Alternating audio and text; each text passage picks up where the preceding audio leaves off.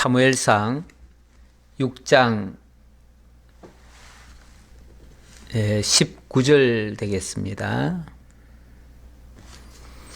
19절 베세메스 사람들이 여호와의 궤를 들여다본 까닭에 그들을 치사 5만 70명을 죽이신지라. 여호와께서 백성을 쳐서 크게 살육하셨으므로 백성이 슬피 울었더라. 베세메스 사람들이 이르되 이 거룩하신 하나님 여호와 앞에 누가 능히 서리요?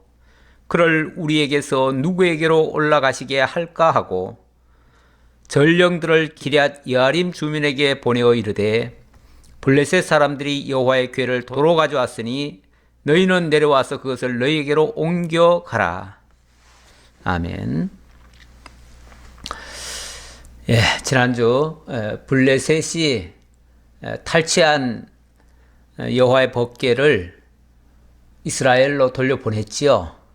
그 돌려보내는 과정에서 하나님의 놀라운 능력의 영광이 나타났습니다. 그 법궤라고 하는 것은 하나님의 말씀이 담겨져 있는 그런 상자인데 곧 하나님의 말씀이죠. 하나님의 말씀이 함께하면 좋은 거 아닌가요? 하나님이 함께 하시는 것과 같은 건데요. 하나님이 함께 하시면 좋은 거죠. 그리고 그 하나님의 말씀을 받는 자는 복에 참여할 거죠.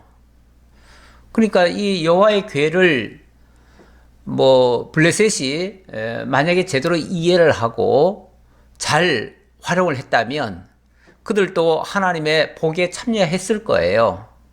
근데 그들은 저주를 받았습니다. 복은 고사하고 저주를 받았어요. 그래서 오히려 자기들의 신 다곤이 그 여호와의 법궤 앞에 꼬꾸라지고 부서지고 아주 망신을 당했지요. 그리고 거기서 끝나는 게 아니라 백성들에게는 독종이라고 하는 재앙이 번졌습니다. 그래서 처음에는 우연인가 생각했지만은 이 법궤가 가는 곳마다 다 똑같은 현상이 발생하니까 급기야는 이 법궤 때문에 우리가 못 살겠다. 그러니 차라리 이 법궤를 이스라엘 땅으로 돌려보내라. 근데 돌려보내는 것도 이게 만만치 않지요. 그래서 전나는 암소를 둘을 데려다가 새수레를 메우고 거기에 상자에다가 금독종과 금지까지 실어가지고 어찌 보면 속죄물이죠. 속죄물까지 실어가지고 그래서 그 소에게 맡겼습니다. 거기에 사람이 타서 끌고 간 것도 아니고 이 소가 정말 하나님이 그렇게 하신 것이 맞다면 아마도 직진해서 갈 것이다 라고 생각을 한 거죠. 그렇게 생각을 해서 했는데 아니나 다를까 정말로 이 소가 울면서도 뒤도 안 돌아보고 송아지도 떼어놨는데 뒤도 안 돌아보고 울면서 직진을 해서 베세메스 땅까지 갔습니다. 자, 그러다 보니까 이게 정말 여호와께서 이런 저주를 내리신 게 맞구나라고 생각하고 자기네들은 기뻐하며 돌아갔대요. 그런데 하나님의 법궤를 결국은 자기네들이 취했다가 잃어버린 거 아니에요? 잃어버려 놓고 그걸 또 좋다고 하네요. 참 이것도 아이러니한 이야기인데요. 어쨌든 여호와의 법궤 자체가 잘못된 건 아니죠. 여호와의 법궤는 정말 복덩어리죠. 복덩어리인데 그 복에 아무나 참여할 수는 없어요. 다만 진리로 깨닫고 접근하는 자들, 그들은 하나님의 말씀이 곧 진리니까요. 그러니까 진리로 받아들이는 자들은 당연히 복에 참여하겠지요. 그러나 진리로 생각지 아니하고 그것을 마치 무슨 요술 상자 정도로 생각하는 자들은 저주를 받지요. 사실은 이스라엘 홈리와 비느하스도 그걸 이용했다가 지난번에 다 죽었잖아요. 뿐만 아니라 그걸 이용하려던 이스라엘은 완전한 패배를 당해가지고 전쟁에서 완전히 망하고 말았습니다. 뿐만 아니라 제사장의 가문은 완전히 몰락을 해버렸죠. 몰락을 해버렸어요. 자, 그런데 거기서 끝나는 게 아니고 이제는 이 법궤가 이스라엘 땅 벳세메스라고 하는 접경지로 넘어왔습니다. 넘어왔는데 자, 오늘 본문입니다. 이스라엘 사람들은 이 법궤를 다시 돌려받고 어떻게 반응하는가? 그들은 다시 잃었던 복을 회복하는가? 아니면 그들도 또 저주를 받게 되는가? 내용을 한번 봅시다. 19절. 벳세메스 사람들이 여호와의 궤를 들여다본 까닭에 그들을 치사 5만 70명을 죽이신지라. 그런데 여기 5만이라고 하는 곳에는 갈로가 돼 있어요. 그러니까 가로 열고 5만, 갈로 닫고 70명을 죽이신지라. 여호와께서 백성을 쳐서 크게 살육하셨으므로 백성이 슬피 울었더라. 여기 5만이라고 하는 건 갈로가 쳐졌다고 하는데 이 각주를 보면 어떤 사본에는 5만이 없음 이렇게 되어 있습니다. 그러니까 이게 성경이 이 성경을 계속해서 복사를 했거든요. 복사를 해서 전승을 했는데 어느 성경에는 그게 없는 성경도 있다 그 말이죠. 그리고 어디는 또 있고. 그러면 있는 게 맞느냐 없는 게 맞느냐? 저는 둘 다 가능하다고 봅니다. 가능한데 그럼 왜 이렇게 기록을 했을까? 합리적인 추론은 그렇습니다. 사실 5만 70명이 한꺼번에 죽는다는 건 전쟁이 나도 그렇게 죽지는 않지요. 그런데 들여다본 사람이 죽은 거니까 그 완전히 그 뭐 인구가 다 5만이면은 인구의 그 지난번에 전쟁에도 한 4만이 나갔을 거라고 생각했는데 그런데 5만이 다 죽었다 그러는 건 말이 안 되죠. 그러니까 아마 5만 중에서 70명이 죽었다 이렇게 보는 게 맞죠. 그러니까 인구수는 5만인데 그 중에 70명이 죽었다. 그 전체 이스라엘 전체 인구가 아니라 어떤 그 지역의 인구라고 볼 수 있겠죠. 네, 그래서 5만 명 중에서 70명이 죽임을 당했다. 70명도 크죠. 법궤를 들여다본 거로 그 당사자도 죽었을 테고 거기에 같이 연루돼 가지고 죽으려고 하니까 그들을 붙잡고 뭐 하고 하던 사람들이 다 죽었겠죠. 뭐 어쨌든 거기에 연루가 돼서 연거푸 사람들이 막 죽어나가는데 70명이나 죽었어요. 이것도 마찬가지입니다. 그러니까 저 블레셋이기 때문에 꼭 저주를 받았다. 이스라엘은 그러면 저주 안 받는가? 이스라엘도 진리로 접근하지 아니하면 역시 저주의 대상이에요. 하나님의 말씀. 이것이 때로는 율법으로도 다가오잖아요. 근데 율법이라고 하는 거 한번 생각해 봅시다. 율법이라고 하는 것 앞에 서고 그 율법에 의해서 복을 받을 자들이 있을까요? 물론 율법을 다 지키면 복 받지요. 다 받는데 그거는 다 지킨다는 전제 아래 주어진 말씀인데 그러나 실제로 그 율법을 다 지키고 복 받은 자가 있을까요? 없어요. 오히려 그 율법을 지키겠다고 율법 앞에 나섰던 자들은 하나같이 율법의 정죄를 받고 말았어요. 하나님의 말씀은 그 말씀 자체는 복이 맞습니다. 복이 맞지만 그러나 그것을 내가 지켜서 복을 받으려고 하면 그건 복이 아니고요. 왜냐하면 우리가 그 말씀을 다 이룰 수가 없기 때문에 그렇습니다. 이룰 수도 없고 그리고 그 말씀을 우리가 한마디로 감당이 안 돼요. 감당이 안 되기 때문에 그래서 하나님 앞에 섰다가 죽는 경우가 많습니다. 그래서 그 하나님의 말씀은요, 율법은 우리가 다이렉트로 율법에 접근하면 안 돼요. 반드시 그리스도를 통해서 율법을 접근을 하셔야 돼요. 그래서 율법을 해석할 때도 율법이 그리스도를 통해서 우리에게 다가오면 그것은 복음으로 바뀌어집니다. 복음이죠, 복음. 왜냐하면 거기에 모든 정죄 부분은 예수 그리스도께서 다 짊어지시고 우리에게는 다 이제 복만 넘겨주시는 거죠. 세상의 모든 약재들이라는 게요, 사실은 다 독이 있습니다. 독이 있는데 그 약재라고 하는 것들이 다이렉트로 우리 몸에 들어오면요, 우리 다 죽습니다. 그런데 그것을 약재를 잘 그걸 뭐라고 하나요? 그렇게 조절을 해가지고 조절을 해서 그러니까 뭐 끓이기도 하고 따리기도 하고 또 아니면 말리기도 하고 뭘 해가지고 어떤 조절을 해서 거기에 있는 모든 독소를 다 뺍니다. 그리고 유익한 것만 남깁니다. 그리고 나서 그것을 우리에게 주면 우리에게는 굉장히 좋은 약이 됩니다. 그래서 약을 정말 약재를 잘 해서 쓰면은 우리에게 복이 되지만 만약에 뭐가 좋다 해가지고 그런 어떤 과정도 없이 막 먹어버리면은요, 그게 독이 돼가지고 우리를 죽입니다. 마찬가지예요. 바로 율법이라고 하는 것도 예수 그리스도를 통해서 모든 죄, 정죄 부분이 사라지고 정말 하늘의 복으로 주어진 것, 그것만이 우리에게 다가와야 우리가 진정으로 그 복에 참여할 수 있는 거예요.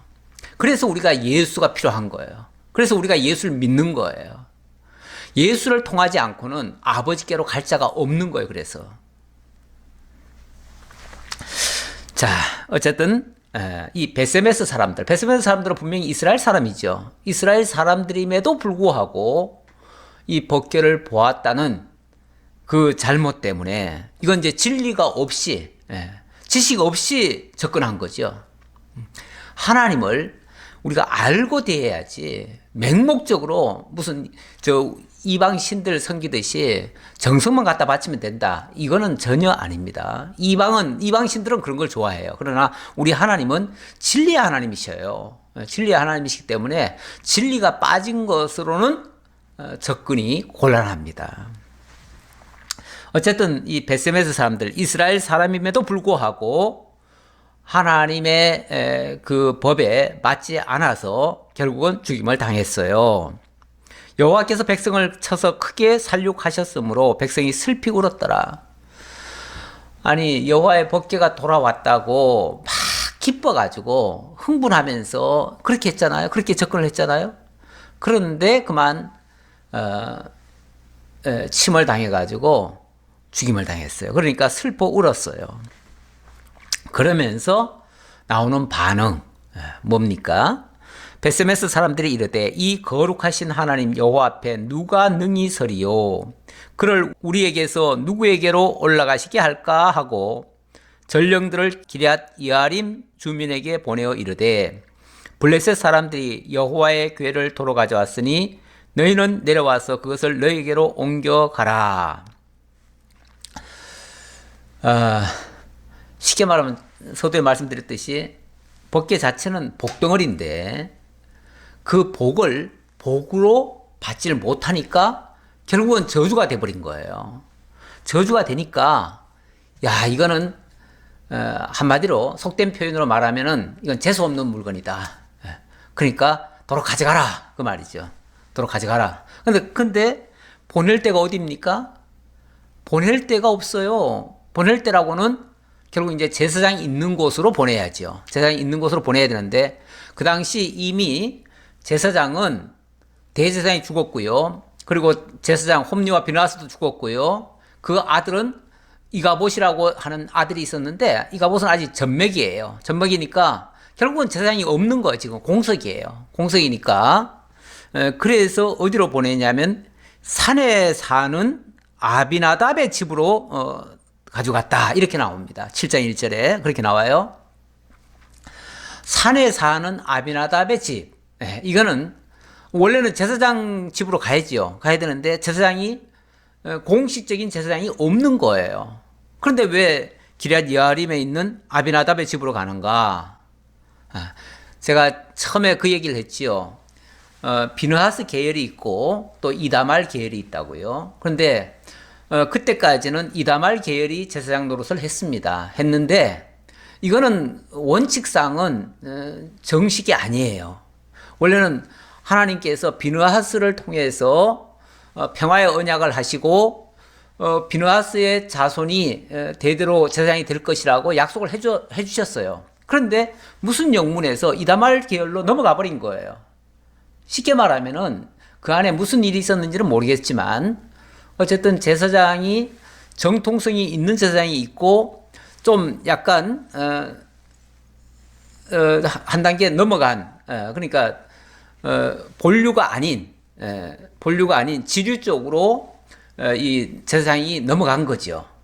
다른 아들 물론 제사장 자격은 다 있어요. 이쪽도 있고 이쪽도 있고 왜냐하면 다 아론의 자손이니까요. 다 아론의 자손이기는 하지만 그 대를 내려와 가지고 그 다음에 제사장 가문이 누가 돼야 되느냐 이건데 비느하스 계열 제가 봤을 때는 하나님께서 비느하스 계열에게 평화의 언약을 주시면서 그 평화의 언약이 결국 제사장 언약이거든요.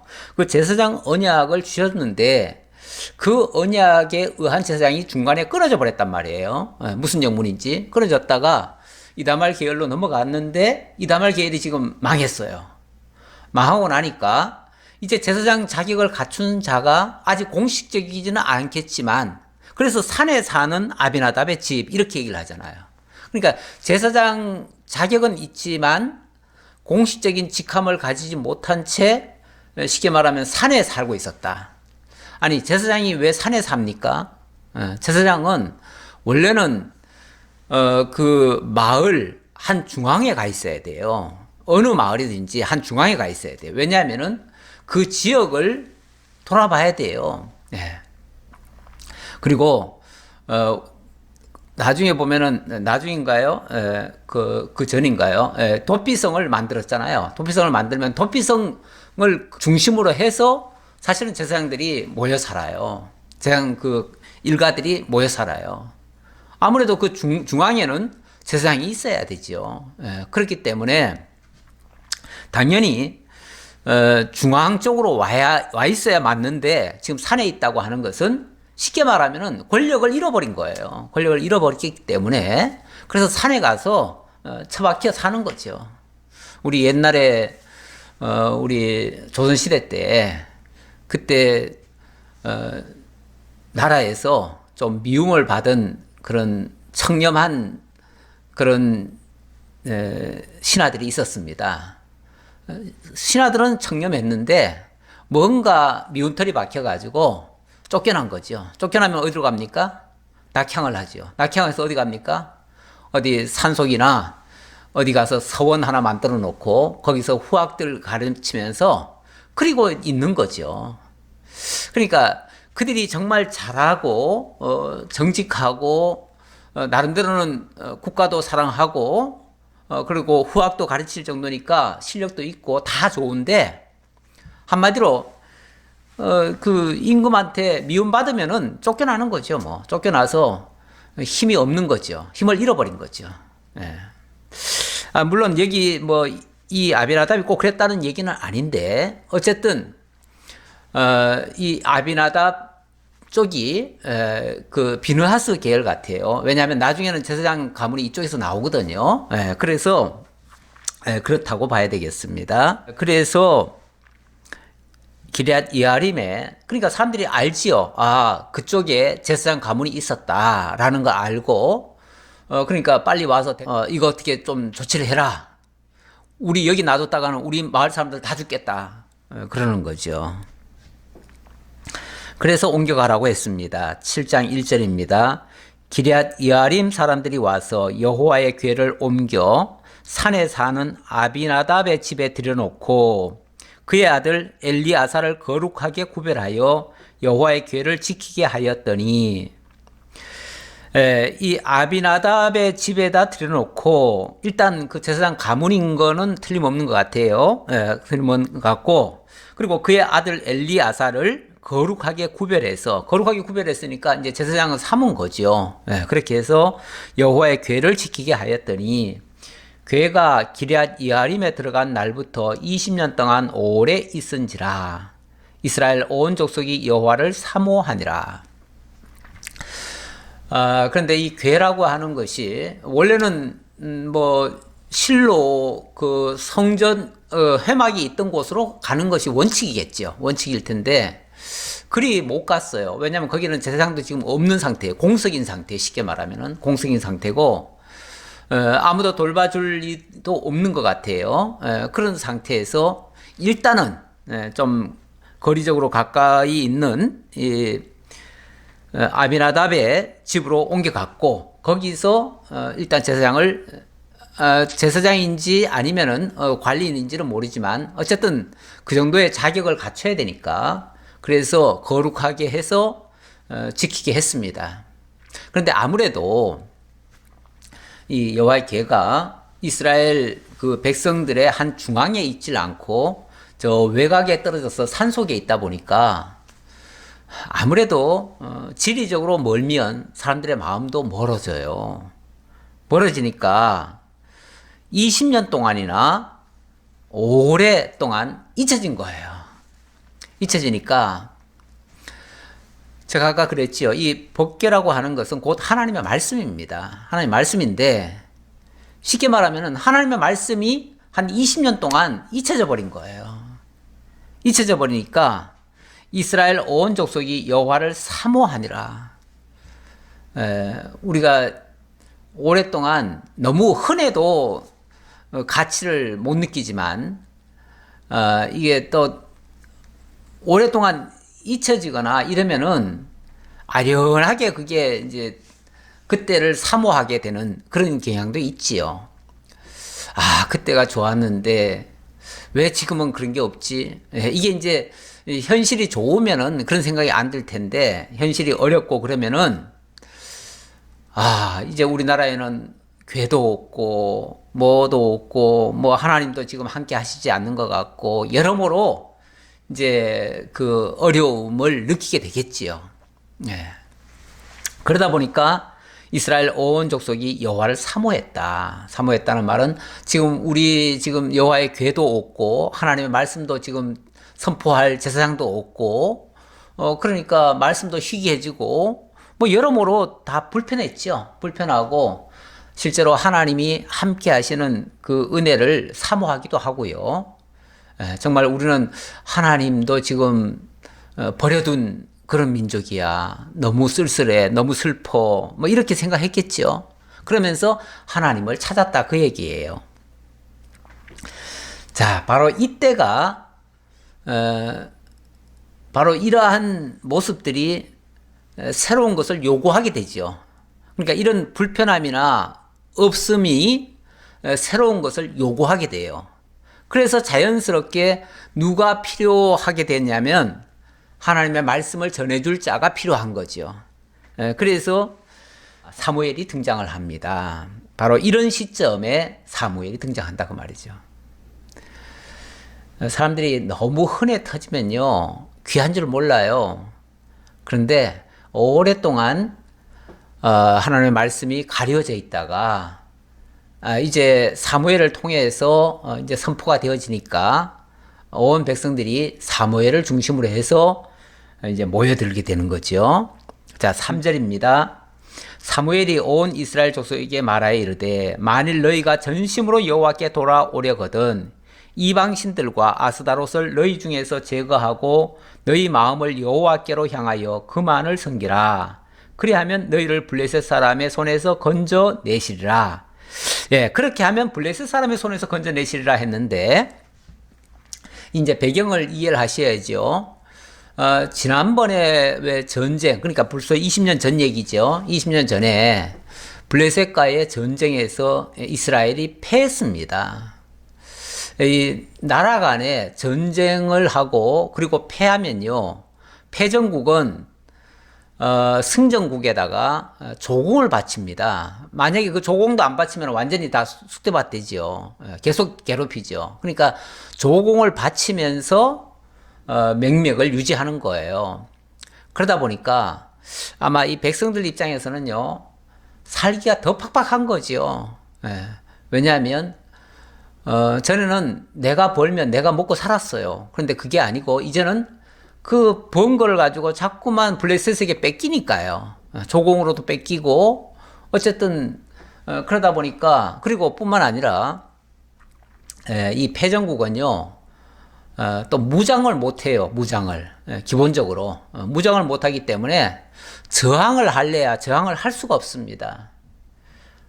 그러니까 더 하나님이 필요한 거죠. 하나님, 우리를 언제까지 이렇게 버려두실 겁니까? 이제는 우리와 함께 하셔야 되지 않겠습니까? 그러니까 지금 나라에는 재상도 없지요, 법궤도 없지요, 무장도 못하지요.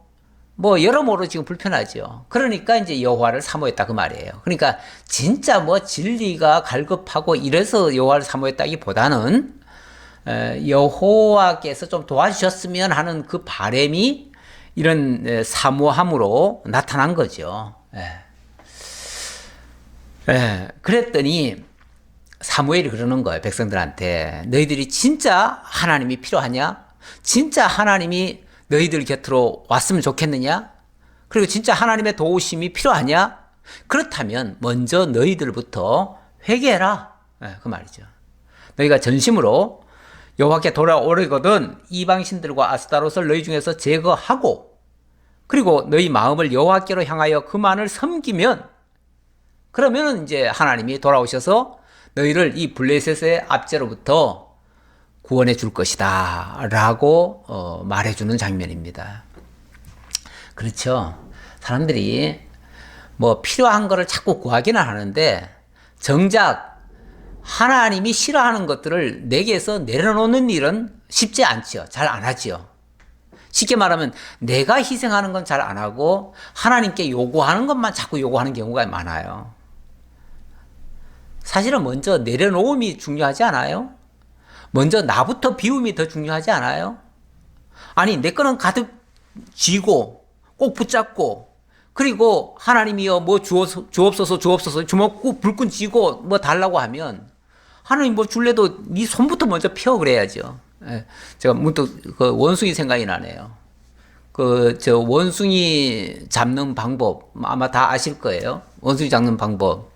조그만 항아리에다가 손만 겨우 들어갈 만한 이 항아리에다가 그 안에다가 먹이를 넣어놓잖아요. 넣어놓으면은 이 원숭이가 손을 집어넣습니다. 집어넣고 그걸 잡습니다. 딱 잡고 그러니까 들어갈 때는 펴서 들어가요. 펴서 들어가는데 들어가서는 이거 손을 잡아요. 잡으면 이게 굵어지잖아요. 굵어지니까 이게 빼도 나오질 않습니다. 나오질 않아요. 그런데 이 항아리는 붙들려 있거든요. 지금 끈으로 묶어놨거든요. 묶어놨기 때문에 이 항아리 째로 가져갈 수는 없어요. 그러니까 이 원숭이가 이제 사람이 나타나면은 도망을 가야 되는데 아니 도망을 갈 수가 없는 거예요. 왜냐하면 이 주먹에 딱 쥐고 있어가지고. 그런데 좀 지혜자라면은 간단하죠. 이 손만 놓으면 되죠. 손만 놓으면 빠지죠. 빠지는데 이 손을 못 놓으니까 이게 빠지질 않는 거예요. 결국 자기 욕심은 그대로 가지고 있으면서 빼려고 하니까 이게 안 빠지죠. 그럴 때는 먼저 회개라는 게 필요하죠. 회개라는 게 뭡니까? 이 손 펴는 거예요. 손 펴면은 쉽게 빠져나와요. 문제 없어요. 그런데 이 손을 안 펴는 거예요. 그게 욕심이죠. 그러니까 그 욕심을 이용하면, 그러니까 모든 사람들이 사실은 이 욕심이라는 것이 가득 차 있어요. 그것 때문에 저주에도 빠지고 함정에도 빠지고 정말 하나님의 복에도 참여하지 못하고 하나님의 임재를 체험하지 못하는 거죠. 하나님의 동행하심을 느끼지 못하는 거죠. 그러면서 자꾸 요구만 해요. 하나님 왜 저한테는 안 해주십니까? 뭘 해줘요? 너 자신부터 내려놓으라는데. 내려놔야 뭐 손을 펴야 그 다음에 뭐라도 받지요. 아니 손은 꼭 쥐고 있으면서 왜 안 주세요 그러면은 아니 네 손부터 펴라 그러잖아요. 네 손부터 펴라. 내려놔라 그 말이죠. 너 쥐고 있는 것부터 내려놔라. 그게 바로 회개라는 겁니다. 그런데 이스라엘 백성들은 하나님 자리에다가 여기 뭐 이방신들 그리고 뭐 아스다롯 뭐 이런 것들을 내려놓으라 그랬지요. 그 이방신들은요 거의 다 대부분 보면 풍요의 신, 뭐 남신, 여신, 아스타로스는 여신인데 그 바알신, 아스타로신 이런 것들이 다 풍요의 신들입니다. 그러니까 쉽게 말하면 이 세상적인 거예요. 세상적인 물질이나 이런 어떤 풍요로움 이런 것들을 지금 요구를 하는 건데 이런 것에 붙들려 있으면서 하나님 거를 또 달라고 하면 하나님 주실 수가 없다는 거죠. 먼저 자기 욕심부터 내려놓고 순수하게 정말 마음을 하나님께로 향해서 정말 나는 세상 게 필요한 게 아니고 정말 하나님이 필요합니다. 하나님만 저와 함께 해주세요. 이렇게 하면은 하나님 왜 안 해주시겠어요? 그런데 내가 세상 걸 다 붙잡고 있으면서 하나님 더 주세요, 더 주세요. 그러니까 야, 너 지금 가지고 있는 것도 지금 너무 많아. 이러실 수 있는 거죠. 이에 이스라엘 자손이 바알들과 아스다롯을 제거하고 여호와만 섬기니라. 그래서 일단은 신상들을 다 철거했다 그 얘기죠. 뭐 집에 있던 바알이나 아스다롯 신상들 이런 것들을 다 제거했다 그 말이죠. 사무엘이 이르되 온 이스라엘은 미스바로 모이라. 내가 너희를 위하여 여호와께 기도하리라 하매 그들이 미스바에 모여 물을 길어 여호와 앞에 붓고 그날 종일 금식하고 거기에서 이르되 우리가 여호와께 범죄하였나이다 하니라. 사무엘이 미스바에서 이스라엘 자손을 다스리니라. 자, 이제 사무엘이 전면에 나선 겁니다. 지금 한 20년이 지났다고 하는 거 보니까 그 소년 시절에서부터 이제 20년이 또 지났으면은 아마 한 30년, 40년 정도 됐겠죠. 한 40세 정도, 30세나 40세 정도 됐겠죠. 원래 세상도 그렇고요. 모든 그 성경에 보면은 공식적으로 세상에 나와서 일을 할 때는 30세쯤에서 일을 많이 합니다. 그러니까 아마 사무엘이 본격적으로 일할 때가 됐다. 이제 그 얘기죠. 그 정도로 이제 시기적으로 보면 그렇고요. 자, 이제 사무엘이 본격적으로 전면에 나서서 이것도 이제 마찬가지예요.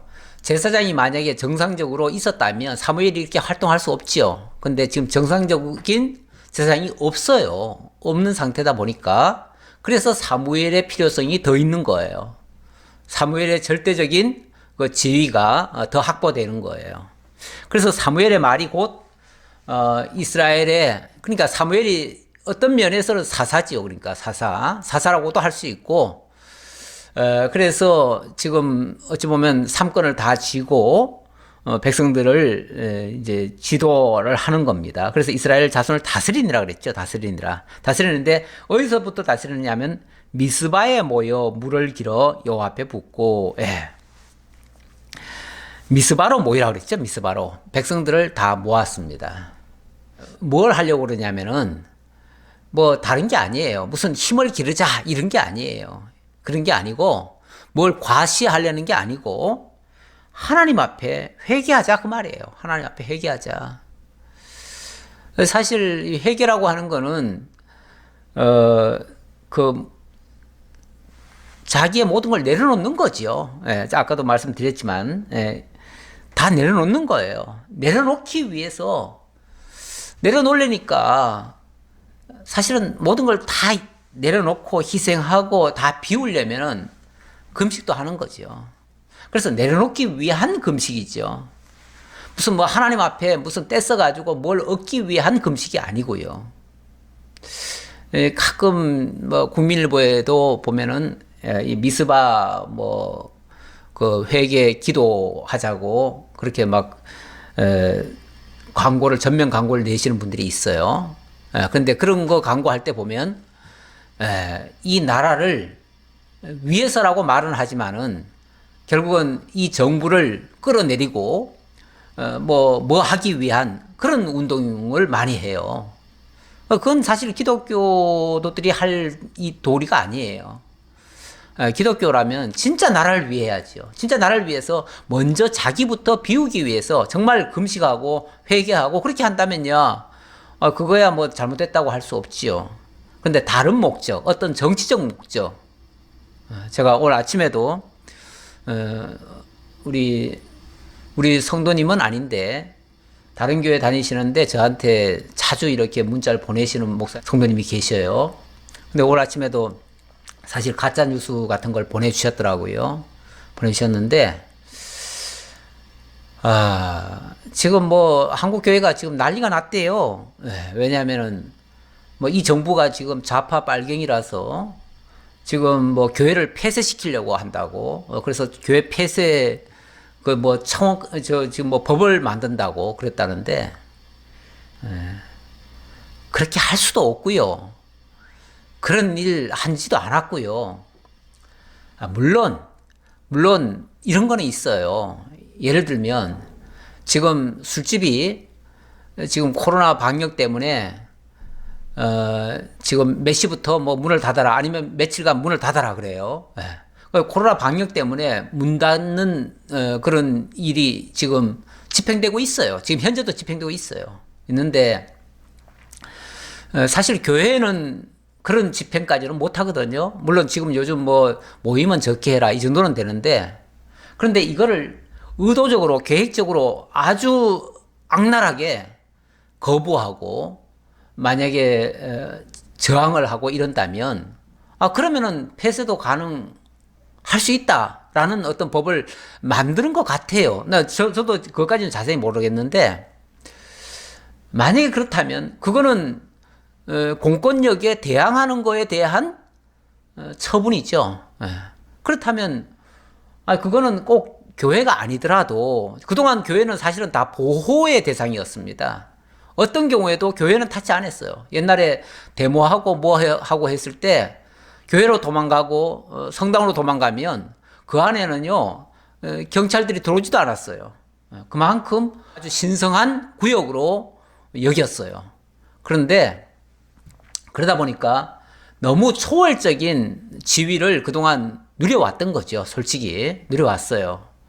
누려왔는데 만약의 경우 어떤 범죄 혐의가 드러나고 뭔가 잘못된 게 있으면 아니 교회라고 해서 왜 폐쇄를 못 하겠어요? 교회도 만약에 반 국가적이고 반 국민들을 해롭게 하고 뭐 신천지나 이런 데도 사실 그런 경우가 많았잖아요. 그래서 신천지는 몇 달 동안 예배 폐쇄했어요. 예배당 폐쇄해가지고 몇 달간 예배 못 드렸어요. 아니 왜 신천지는 그렇게 하라고 그렇게 할 때 교회들이 그냥 박수치고 좋아하면서 왜 교회가 그렇게 만약에 문제가 된다면은 왜 그거는 못하게 하나요? 뭐든지 잘못된 행정을 하고 처리를 하고 만약에 악한 그런 모습을 보이면요 공권력이 투입이 되는 게 맞습니다. 어디든지. 지금 서울의 모 교회가 뭐 지금 그 재개발 구역에서 알박기 해놓고는 시세로는 한 80억인가 밖에 안 되는데 뭐 500을 내놓으라고 해놨다가 법원에서 몇 번이나 패소당하고 그런데 이제는 뭐 한 300 몇 억, 한 400억 가까이 지금 달라고 그런데요. 그런데 그것도 줄 수가 없지요. 다른 사람들은 다 이사 가고 그래서 빨리 재개발을 해야 되는데 그 교회 하나 때문에 지금 모든 것이 다 올 수도 없대 가지고 지금 몇 년째 지금 그러고 있는데 그거를 강제로 좀 철거하려니까 교회 핍박이라고 그렇게 난리를 치면은 아니 도대체 교회는 무슨 뭐 하늘 위에 있는 존재입니까? 하늘 위에 있는 존재면 세상 거 하고 뭐 하지 말아야지요. 엄연히 교회도 이 땅에 있으면 이 땅의 법을 지켜야 되는 거예요. 물론 예수를 못 믿게 한다면 그거는 우리가 정말 죽음을 각오하고 결사항전을 해야겠죠. 그러나 지금 예수 믿지 말라는 거 아니잖아요. 그런데 왜 그렇게 하죠? 자, 제가 조금 빗나갔는데요. 이렇게 바르게만 하기 위해서 금식하고 자기를 내려놓기 위해서 금식하는 것은 매우 좋다. 그런데 그런 걸 이용해 가지고 정치적 목적으로 사용하는 것은 결사 반대다. 예, 그런 뜻으로 제가 말씀드린 겁니다. 그래서는 안 된다 그 말이죠. 그러니까 다른 목적으로 이 미스바 기도회를 하면 안 된다 그 말이죠. 예. 자기를 내려놓기 위해서 해야 된다. 그 얘기를 하려고 제가 서론이 좀 길었습니다. 자, 7절입니다. 이스라엘 자손이 미스바에 모였다 함을 블레셋 사람들이 듣고 그들의 방백들이 이스라엘을 치러 올라온지라 이스라엘 자손들이 듣고 블레셋 사람들을 두려워하여 이스라엘 자손이 사무엘에게 이르되 우선 좀 얘기 좀 하고요. 이스라엘 자손들이 이제 미스바에 모여서 기도회를 했는데 이 기도회 한 걸 가지고 블레셋 사람들이 시비를 거는 거예요. 쉽게 말하면 너들은 우리한테 패전국이야. 그런데 왜 결사를 하는 거야? 이렇게 이제 따지는 거죠. 그러면서 너들 만약에 어떤 힘을 모아서 우리를 대항하려고 한다면 우리가 너희들 다시 치겠다. 그 얘기죠. 지금은 이제 조공을 받는 선에서 지금 이스라엘 사람들이 그냥 살게끔 내버려 둔 거예요. 내버려 뒀는데 패전을 했지만 그렇게 내버려 뒀는데 그러니까 어찌 보면 이스라엘에서는 자치권이 그만큼 상실된 거예요. 상실됐는데 지금 사무엘이 미스바에 모여가지고 기도회를 하자 하니까 이걸 이제 불순하게 보는 거죠. 이건 뭐 잘못된 거 아니냐. 너들 지금 힘을 기르자고 이런 짓 하는 거 아니냐라고 하는 거죠. 이건 물론 오해지요. 오해인데 그러니까 이스라엘 자손들이 막 사무엘한테 이제 다급했어요. 왜냐하면 블레셋 사람들이 쳐들어올 것 같으니까요. 어쨌든 우리가 전쟁이라고 하는 건 두렵잖아요. 더군다나 지금은 이스라엘 입장에서는 아무런 무장도 못하는 상태입니다. 무장 해제된 상태예요. 그런 상태에서 만약에 블레셋이 쳐들어온다고 하면 이제는 꼼짝없이 죽는 거죠. 그러니까 사무엘한테 막 부르짖는 거죠. 당신은 우리를 위하여 우리 하나님 여호와께 쉬지 말고 부르짖어 우리를 블레셋 사람들의 손에서 구원하시게 하소서 하니. 그러니까 이제 백성들은 막 지금 이 사태가 자칫하면은 저 블레셋과의 지금 정치적 지금 갈등 더 나아가서는 이제 군사적 충돌까지 지금 벌어지게 생겼으니까 이 문제 빨리 좀 어떻게 해결해 주세요. 이거 자칫하면 큰일 납니다. 우리 다 망합니다. 이 얘기죠. 그랬더니 사무엘이 젖 먹는 어린 양 하나를 가져다가 온전한 번제를 여호와께 드리고 이스라엘을 위하여 여호와께 부르짖음에 여호와께서 응답하셨더라. 젖 먹는 어린 양 하나. 네, 젖 먹는 어린 양 하나. 어찌 보면 굉장히 열이잖아요. 약하잖아요. 그 약한 것을 어린 양을 쉽게 말하면 희생 제물로 삼는 거예요. 이 어린 양은 어찌 보면 이스라엘 백성들을 상징하기도 하는데 어쨌든 그 어린 양이 희생됨으로 이스라엘 백성들을 구원하게 되는 이런 계기가 되어집니다.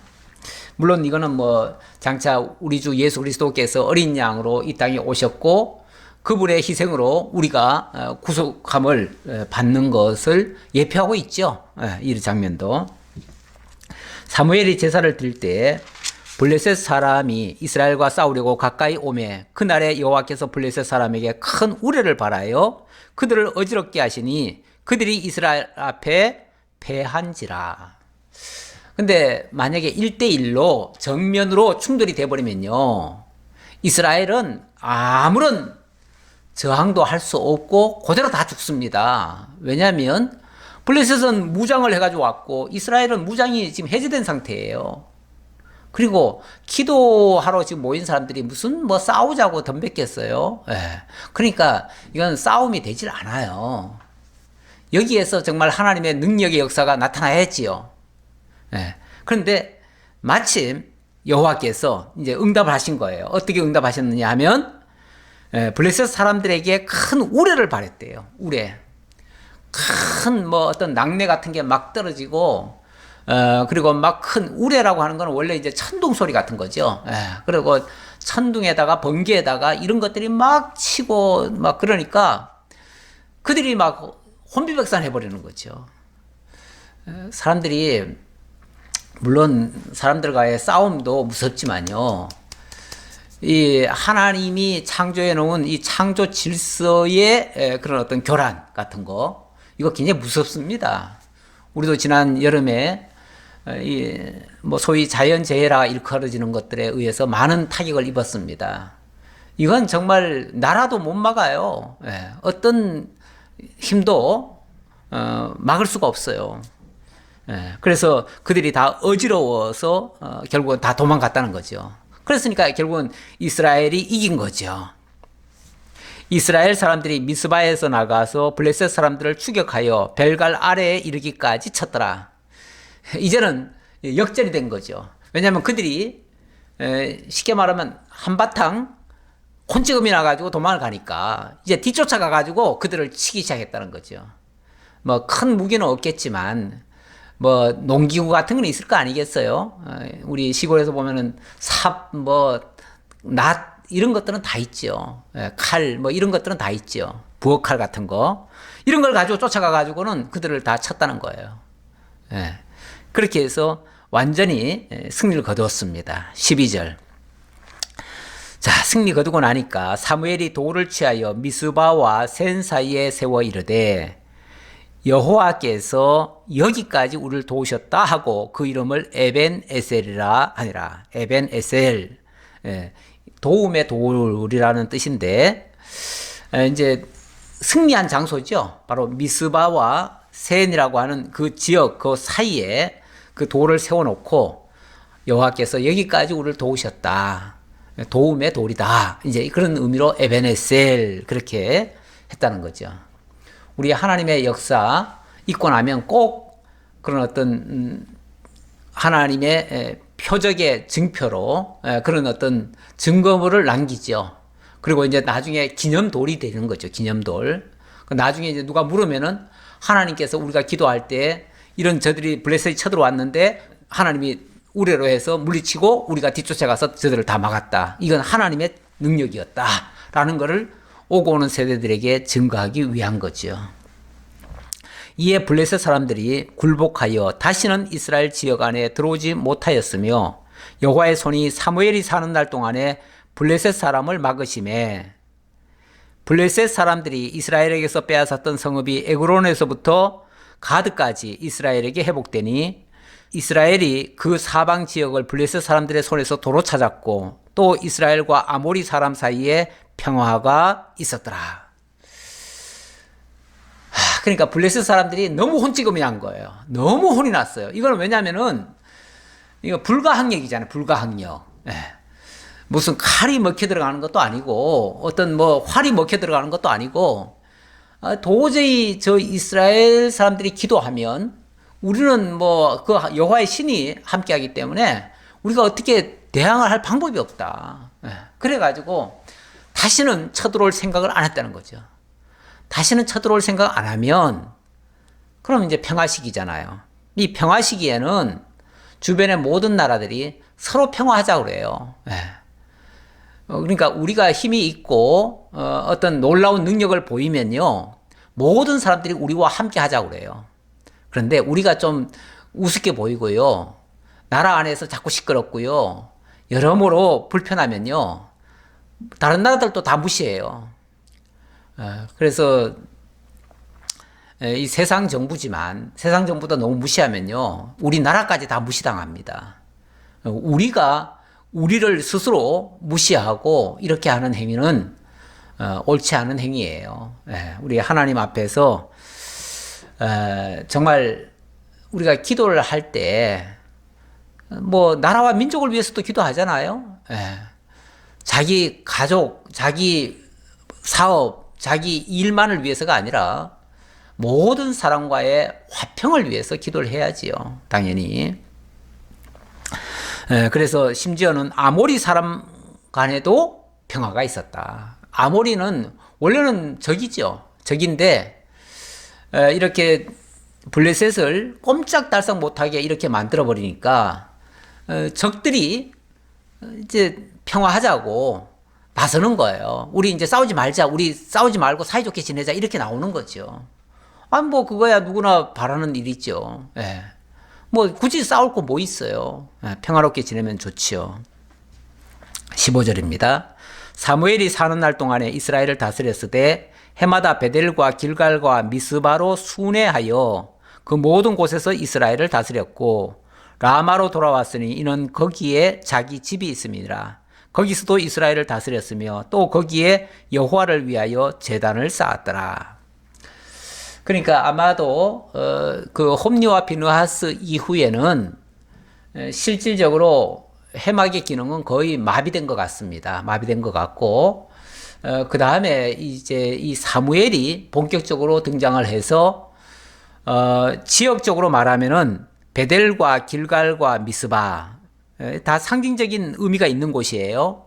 베델이라고 하는 데가 일찍이 야곱이 그 바단 아람 가면서 기도하던 장소잖아요. 거기서 그 베델이라는 말 자체가 원래 하나님의 집이라는 뜻이에요. 그러니까 하나님이 나타나셔서 응답하신 그런 장소였고, 여기 뭐 길갈은 처음에 이스라엘 백성들이 그 가나안 땅에 돌아와 가지고 처음으로 회막을 세운 곳이에요.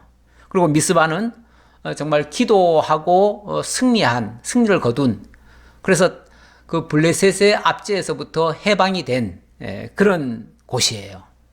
그러니까 굉장히 상징적인 의미가 있는 장소인데 그런 곳을 왕래하면서 백성들을 다스렸다 그럽니다. 그리고 자기 집은 라마에 있는데 라마에서도 이스라엘 다스렸다. 그러니까 평소에는 라마에서 다스리고 어떤 절기나 무슨 일이 있을 때는 이 세 곳을 돌아다니면서 이스라엘 백성들을 친히 다스리고 지도하였다. 그런 얘기죠. 그리고 또 여호와를 위하여 제단을 쌓았더라. 이 제단이라고 하는 거 무슨 뭐 하나님 앞에 제사 드리기 위한 목적도 있지만은 거기만은 국한된 게 아니고 늘 하나님과 교통하며 하나님의 말씀을 듣고 그 하나님의 말씀을 백성들에게 선포하기 위한 그런 장소로서 매우 소중한 그런 곳이죠. 이게 이제 정상적인 그 회막, 성막이 아직 완성이 제대로 안 됐기 때문에, 제대로 운영이 안 되고 있기 때문에 이렇게 사무엘을 중심으로 돌아가는 거예요, 역사가. 물론 당연히 나중에 하나님께서 이 사무엘을 통해서 새로운 이제 그 나라를 세우기 위한 그 준비 작업이죠. 다 준비 작업입니다. 기도하겠습니다. 아버지 하나님 감사합니다. 우리 하나님께서 오늘 사무엘서를 통해서도 참으로 놀라운 역사, 인간 지각에 뛰어난 역사를 해주셨음을 다시 한번 깨달았습니다. 우리가 자칫하면 내 생각을 앞세워서 내 생각대로 구하기도 하고 행하기도 합니다. 그러나 우리가 하나님의 말씀을 떠나서는 아무것도 되지 않습니다. 베세메스 사람들은 여호와의 괴가 왔음에도 불구하고 화로 느꼈습니다. 정말 진리로 접근하지 못하면 하나님의 말씀이 저주가 될 수 있다는 사실을 명심하고 늘 하나님의 말씀을 대할 때 진리로 접근할 수 있는 저희 모두가 되게 하옵소서. 그래서 정말 하나님의 약속하신 그 복에 우리 모두가 다 참여하게 하옵소서. 늘 승리를 맛보고 하나님께 영광 돌리는 참 지혜자들 다 되게 하옵소서. 감사드렸고 예수님 이름으로 기도합나이다. 아멘.